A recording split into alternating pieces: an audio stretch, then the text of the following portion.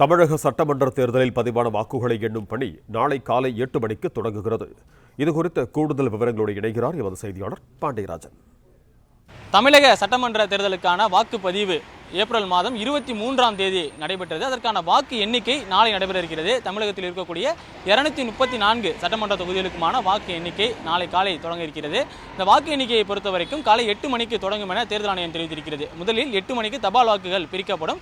பொதுவாக தமிழகத்தில் இருக்கக்கூடிய 234 சட்டமன்ற தொகுதிகளுக்குமான வாக்கு எண்ணிக்கைகளும் அந்தந்த மாவட்டங்களில் ஒரு சென்டர் அல்லது 2 சென்டர்கள் அமைக்கப்பட்டு அவற்றில் இருந்து எண்ணக்கூடிய அந்த பணிகள் நடைபெறும் என தெரிவிக்கப்பட்டிருக்கிறது.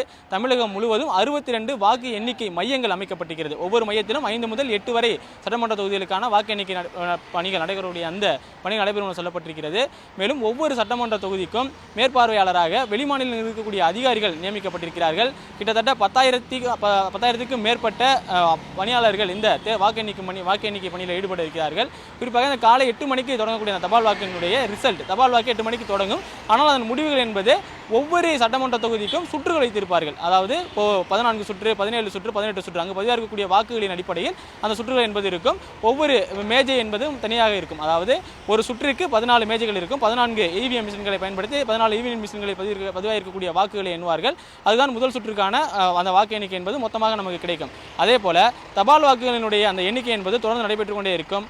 ஒவ்வொரு தொகுதியின் சட்டமன்ற தொகுதியினுடைய இறுதி சுற்று, அதாவது 14 சுற்று தான் ஒரு சட்டமன்ற தொகுதிக்கு இருக்கிறது என்றால் அதில் 13வது சுற்று வரை வாக்குகள் எண்ணப்படும். அதன் பிறகு ஒட்டுமொத்தமாக எண்ணப்பட்டிருக்கக்கூடிய தபால் வாக்குகளினுடைய எண்ணிக்கையை அறிவிப்பார்கள். அதன் பிறகுதான் இறுதி சுற்று தொடங்கும் என தேர்தல் ஆணையம் அறிவித்திருக்கிறது. தபால் வாக்குகள் மற்றும் மின்னணு வாக்கு இயந்திரங்களுடைய அந்த வாக்கு எண்ணக்கூடிய அந்த பணிகள் என்பது தொடர்ச்சியாக நடைபெற்றுக் கொண்டே இருக்கும். அதன் பிறகு ஒவ்வொரு சுற்றினுடைய முடிவுகள் என்னவாக இருக்கிறது, அதில் யார் முன்னிலை, யார் பின்னடைவு, யார் எவ்வளவு வாக்குகளை பெற்றிருக்கிறார்கள், எவ்வளவு வாக்கு சதவீதம் இதுவரைக்கும் எண்ணப்பட்டிருக்கிறது, எந்தெந்த கட்சிகளுக்கு எவ்வளவு வாக்கு சதவீதம் என்பதும் ஒவ்வொரு மணி நேரத்திற்கு ஒரு முறையும் தேர்தல் ஆணையத்தினுடைய இணையதள பக்கத்தில் பதிவேற்றம் செய்யப்படும். மேலும் நமது செய்தி சேனல் வழியாகவும் நம்ம அவற்றை தொடர்ச்சியாக அப்டேட் செய்து கொண்டே இருக்கக்கூடிய அந்த வாய்ப்புகளும் இருந்திருக்கிறது. கவுண்டிங் சென்டரை பொறுத்த வரைக்கும் 3 அடுக்கு பாதுகாப்பு கொடுக்கப்பட்டிருக்கிறது. அதாவது இந்த வாக்கு எண்ணிக்கை மையம் இருக்கக்கூடிய பகுதியை சுற்றிலும் 100 மீட்டர் தொலைவிற்கு பாதுகாப்பு வளையம் ஏற்படுத்தப்படும். அங்கீகரிக்கப்பட்ட தேர்தல் ஆணையத்தால் அங்கீகரிக்கப்பட்டு இங்கு பணியாற்றக்கூடியதற்கான அந்த அனுமதி அட்டை வைத்திருப்பவர்களுக்கு மட்டுமே அந்த 100 மீட்டருக்குள் வளாகத்திற்கு அருகே நெருங்கக்கூடிய அந்த வாய்ப்பு என்பது கொடுக்கப்படும்.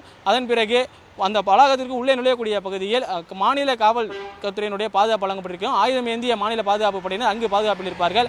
அவர்கள் அங்கு உள்ளே செல்வதனுடைய அடையாள அட்டையை பரிசோதனை மேற்கொள்வார்கள். அதன் பிறகு வாக்கு எண்ணிக்கை நடைபெறக்கூடிய அந்த இடத்திற்கு உள்ளே செல்லும்போது இங்கு வரக்கூடிய பூத் ஏஜென்ட்கள், அதாவது கவுண்டிங் ஏஜென்ட்கள் இருப்பார்கள். ஒவ்வொரு கட்சிக்கும் அவர்களுடைய அந்த அனுமதி அட்டையை காட்ட வேண்டும். அதன் பிறகுதான் அவர்கள் உள்ளே அனுமதிக்கப்படுவார்கள். ஸ்ட்ராங் ரூம் மற்றும் வாக்கு எண்ணிக்கை மையங்கள் இருக்கக்கூடிய அந்த பகுதிகளிலும் மத்திய ராணுவ படையினுடைய ஆயுதம் ஏந்திய காவல்துறையினரும் மற்றும் தமிழக காவல்துறையினரும் பாதுகாப்பு பணியில் இருப்பார்கள் என சொல்லப்பட்டிருக்கிறது. நாளை நடைபெறக்கூடிய இந்த வாக்கு எண்ணிக்கைக்கான இந்த ஏற்பாடுகள் எல்லாமே நிறைவடைந்திருக்கிறது. நாளை காலை 8 மணிக்கு தபால் வாக்குகள் எண்ணக்கூடிய பணிகள் தொடங்கும். பிளே ஸ்டோர் மற்றும் ஆப் ஸ்டோரில் இருந்து பாலிமர் செயலியை QR கோடு மூலம் பதிவிறக்கம் செய்யுங்கள். செய்திகளை உடனுக்குடன் பெறுங்கள்.